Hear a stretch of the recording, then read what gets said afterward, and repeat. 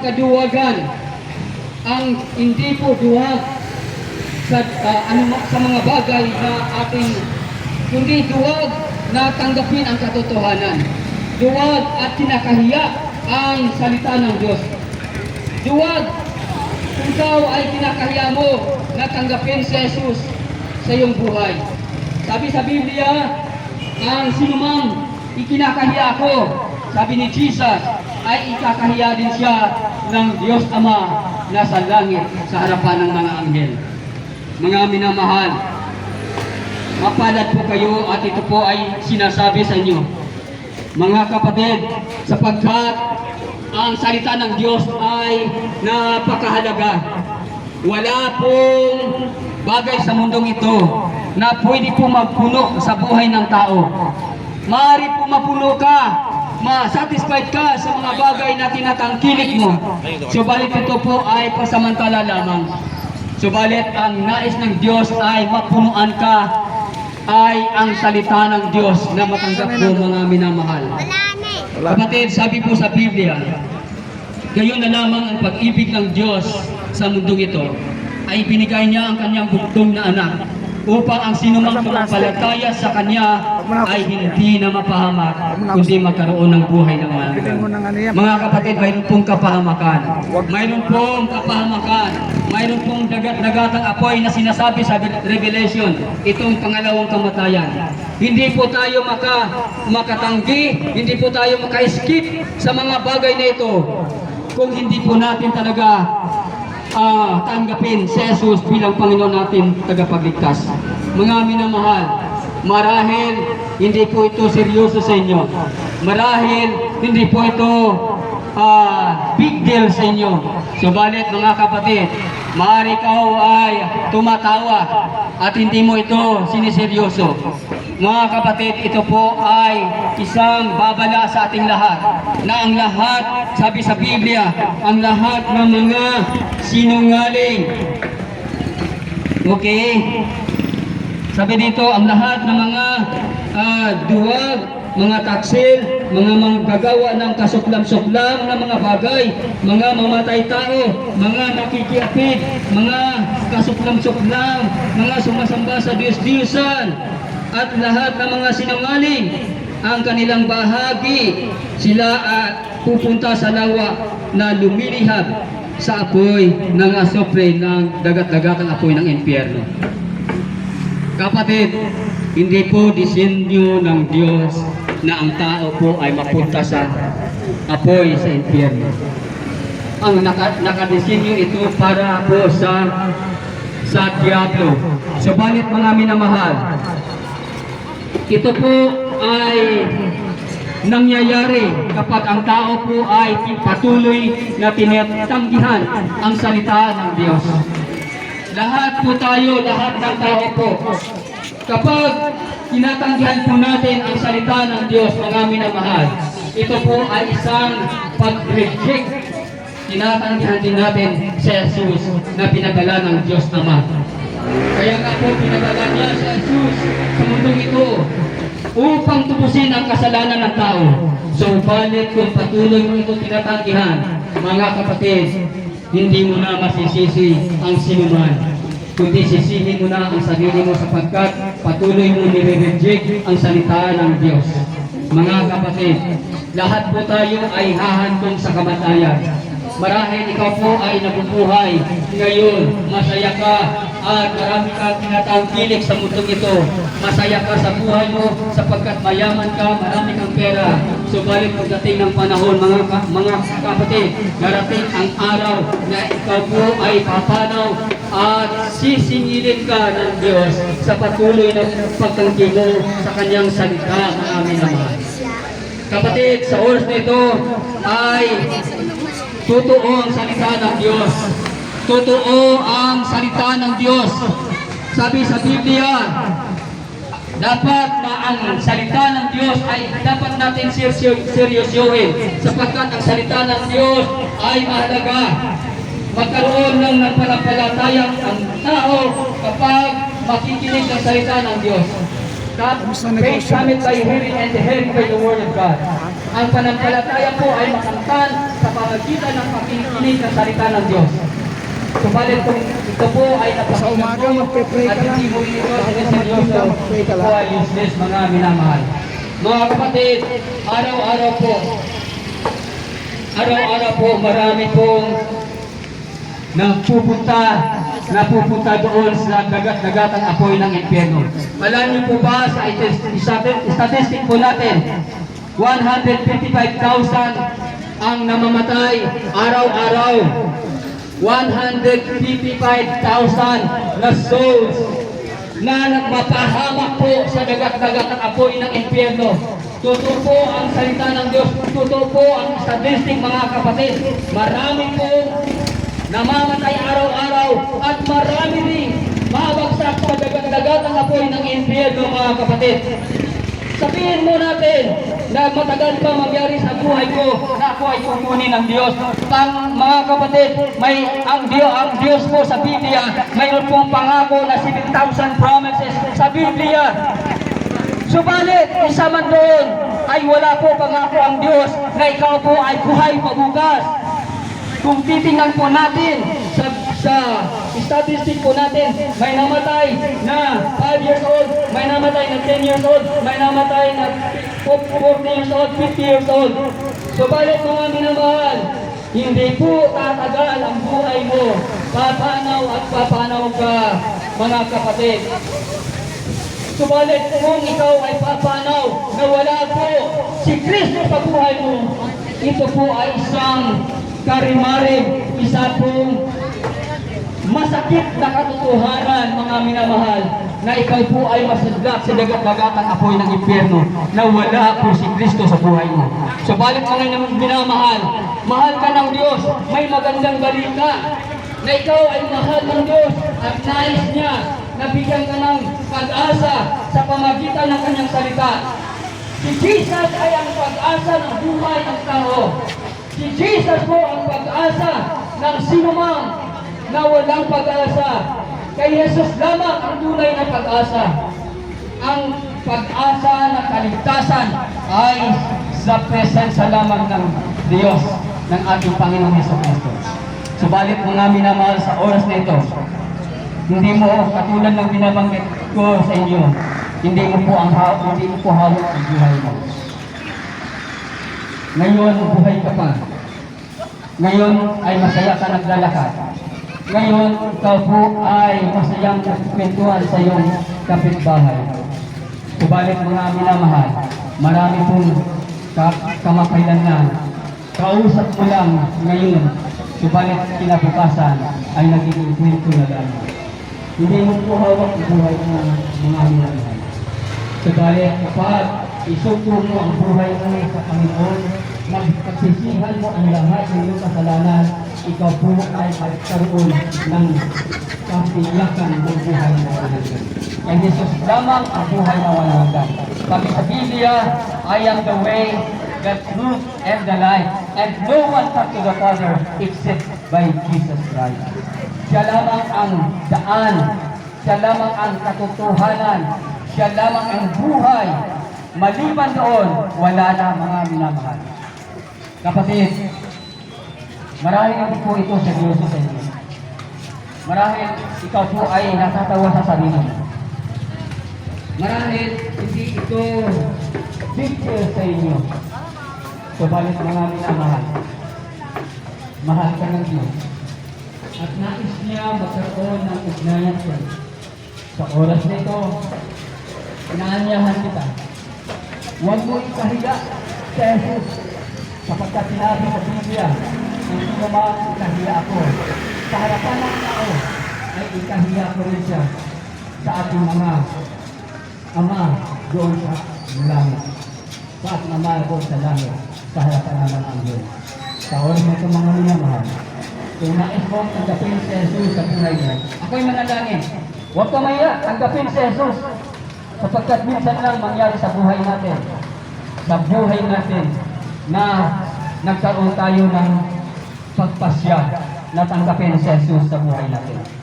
Dakilang Diyos, sundin mo ang panalangin na ito, kahit na ikaw ay hindi nakayuko o hindi pikit ang iyong mata. Sundin mo ang panalangin nito. Dakilang Diyos, sa oras na ito, nalaman ko ang katotohanan na si Jesus lamang ang katotohanan at ang buhay na walang hanggan. Sa oras na ito, O Diyos, tinatanggap kita bilang aking Panginoon at tagapagligtas. Hayaan mo na ako po ay magpasya sa oras na ito. Pumasok ka sa aking puso.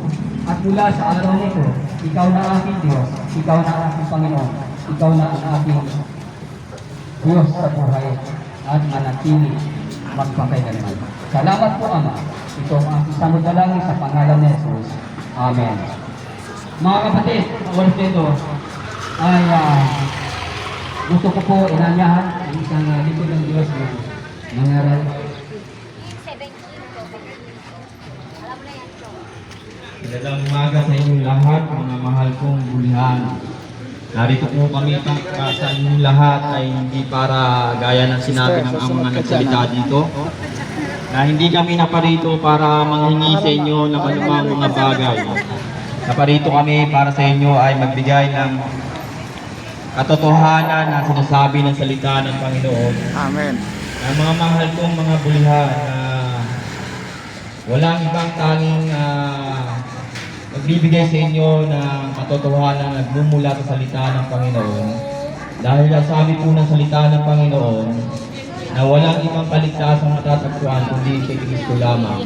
Amen. Narinig niyo po ang mga sinabi ng aming mga kasamahan ko rito sa umagang ito.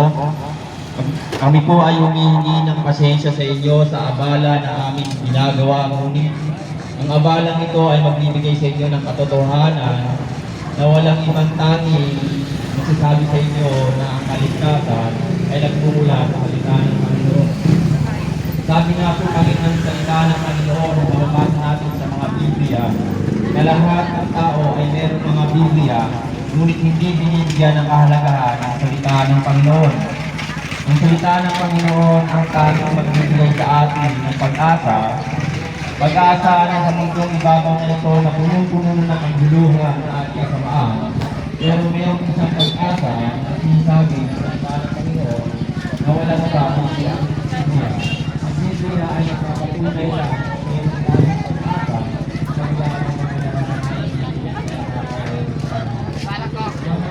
mga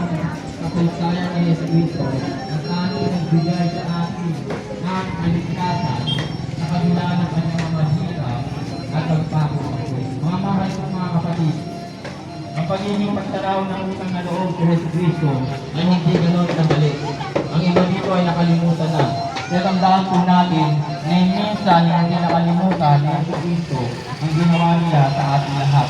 Na tayo ay minahal sa kabila ng tayo ay makasalanan. Bakit po sinabi tayo po lahat ay makasalanan? Kasi malinaw na sinabi ng Biblia na ang Biblia ay patunay na ang tayo tayong lahat ay nagkasala at walang nakaabot kay Kristo. At sinabi po yun sa salita ng Panginoon na matatagpuan sa Roma 3:23. Tandaan din po natin na ang Panginoon ay hindi lang umiibig sa ating lahat. Tandaan din natin ang pagkakataon na ang Panginoong Kristo ay dati ng panahon at tayo po ay husgahan sa takdang panahon. At sinabi ng salita ng Panginoon sa Roma 6:23, kung mababasa ninyo sa Biblia at kung maaari kayong Biblia, ay matatagpuan niyo sa Roma 6:23 na sinabi doon na ang kamatayan ay ang kabayaran ng ating mga kasalanan. Kanina po sinabi po doon, lahat po tayo ay dati sa pagkakataon na nangiging mahina. Lagi po sinasabi sa aming pagsasalita, hindi po tayo mananatiling malakas. Hindi po tayo mananatiling bata. Darating ang pagkakataon na magiging matanda po tayo. At darating din ang panahon na dadapuan tayo na pagiging karangganan. Isa lang po ang aking tanong. Kapag dumating na po yung pagkakataon na yun na tayo ay tumanda at tayo ay manghina at hindi naman natin inaasahan na kunin na tayo. Mga kapatid, hindi ko po kayo pinatakot. Yung sinasabi ko ang katotohanan, dalawa lang ang patutunguhan ng tao. Kung hindi ka masama, mapupunta ka sa langit. Pero kapag ikaw ay hindi gumagawa ng kabutihan at ikaw ay nagpapatuloy sa hindi magandang gawain, alam niyo po kung saan ang destinasyon ninyo.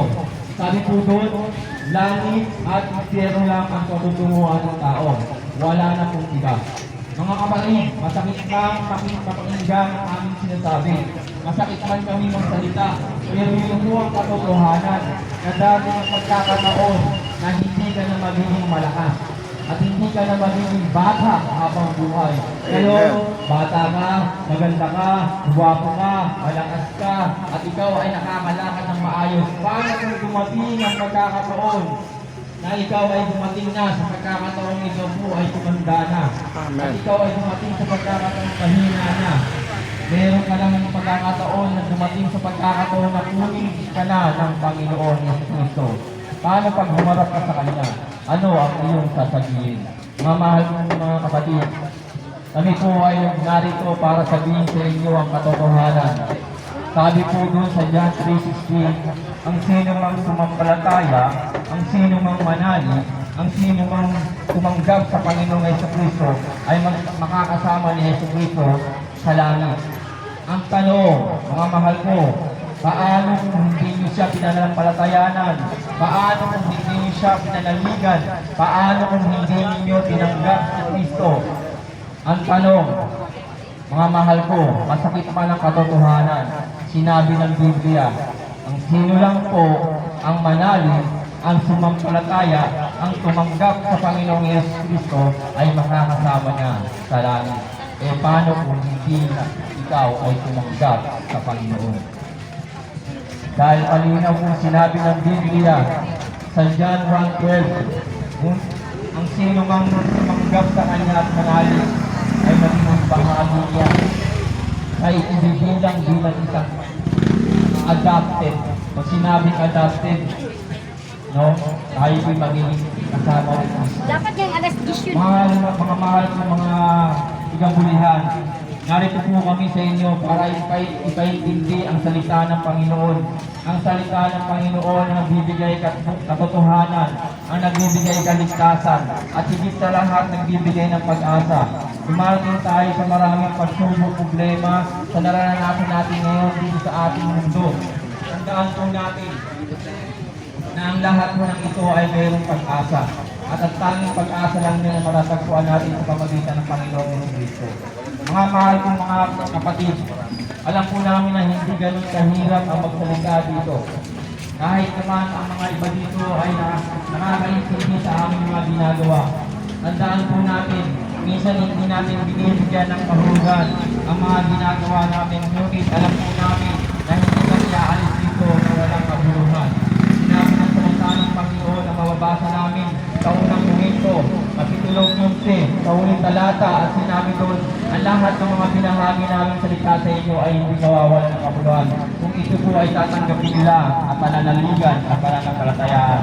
Mga mahal po, ito po ay iniibang po namin sa inyong lahat natandaan po natin walang nagmamahal sa atin kundi ang Panginoong Kristo. Ang Panginoong Kristo lang ang tanging nagmamahal sa atin na hindi nagbabago.